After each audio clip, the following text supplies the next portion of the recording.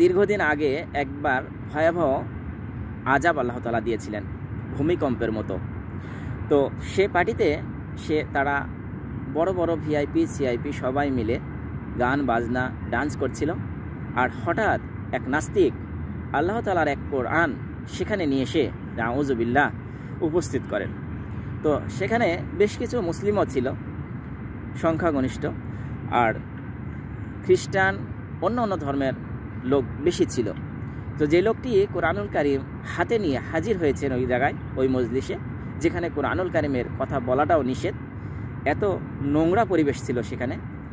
হাজির হওয়ার পরে একটি আয়াত তেলাওয়াত করেছেন, যে এই আয়াতে আল্লাহ তাআলা বলেছেন যে এই কোরআনকে আমি নাজিল করেছি আর এই কোরআনকে আমি হেফাজত করব। তো তিনি আল্লাহ তাআলার সাথে চ্যালেঞ্জ করে বলেছেন যে আমি দেখতে চাই যে এই কথা যে বলেছে, এই কিতাব যে নাজিল করেছে, সে কোথায়, কি করে এই কোরআনকে হেফাজত করে।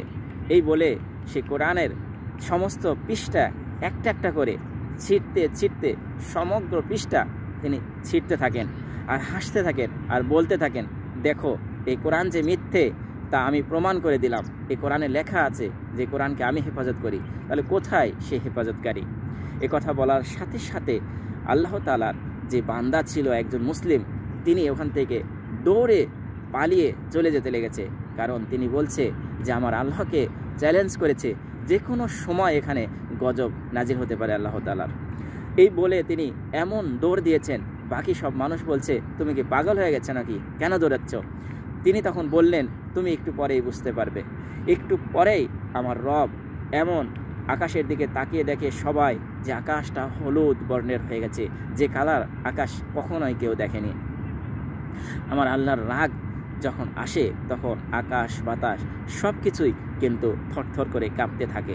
তখন এমন একটি আওয়াজ আকাশ থেকে এসেছে, আসার সাথে সাথে সমগ্র লোক যারা ওই মাহফিলে উপস্থিত ছিল, মুসলিম নন মুসলিম, সবার এমন বিকট আওয়াজ আসার সাথে সাথে তাদের কানের তালা ফেটে তারা সকলেই ধ্বংস হয়ে যায়। এটি আমার আল্লাহ তাআলা একটি মুজিজা, যা আল্লাহ তাআলা এই কোরআনুল কারীমের মুজিজা, যা আল্লাহ তাআলা আমাদেরকে দেখিয়েছেন। যারা বলেন যে আল্লাহ তাআলা যে কোরআন লিখেছেন, এই কোরআনে যা বলেছেন মিথ্যে, প্রমাণ করতে যাবেন না, খবরদার। কারণ মানুষের কথা মিথ্যে হতে পারে, আমার রবের কথা কখনো মিথ্যে নয়। এটি হচ্ছে কালামুল্লাহ, আল্লাহ তাআলার কালাম। এটা নিয়ে কেউ ঠাট্টা বিদ্রুপ করবেন না।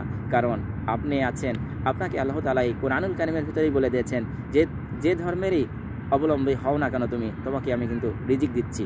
তাই অবশ্যই সবাই আল্লাহ তাআলার কালামকে সম্মান করার চেষ্টা করবেন। যে ধর্মেরই হোক না কেন, সমস্ত ধর্মগ্রন্থকে আমরা সম্মান করার চেষ্টা করব। কারণ মানুষ অপরাধ করেছে, মানুষের সৃষ্টিকর্তারা কিন্তু অপরাধ করেনি। সৃষ্টিকর্তা মানুষকে সবসময় ভালোবাসে।